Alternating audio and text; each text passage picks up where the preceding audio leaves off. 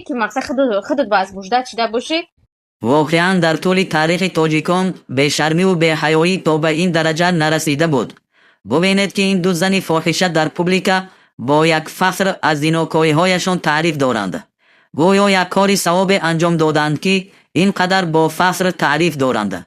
نخواهد یک نفری از کارکنان دولت پیش راه همین فعل فاحشه ها را گرفتن نتوانند. بعد ما تاجیکان مینالیم که ما را در همه جا بد میبینند و ذلیل و خوار شدگیم.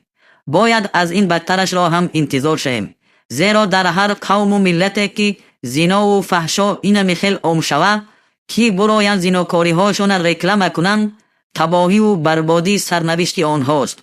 ما تاجیکا اگر پیش راه چنین فحش و فاحشگی را نگیریم، باید انتظار عذاب الله باشیم که در صورت زلزله و آبخیزی، ذلت و خواری، کسلی های گذرنده و دیگر مصیبت ها به سرمان می آید.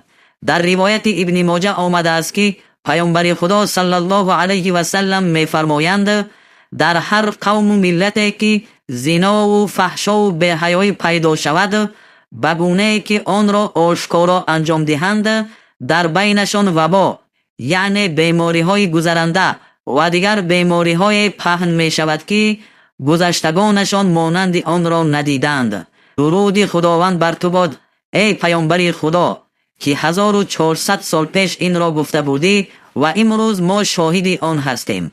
وبای عصر کووید 19 در روی دنیا پهن شد و جان هزاران نفر را گرفت. روز تا روز شماره بیماران ویچ سکیت می افزاید. ملت تاجیک در بدر شده ذلیل و خوار است. اینقدر آبخیزی هایی که در تاجیکستان روی داد، ناداری، بیکاری، همه اینها برای ما درس عبرت نشد.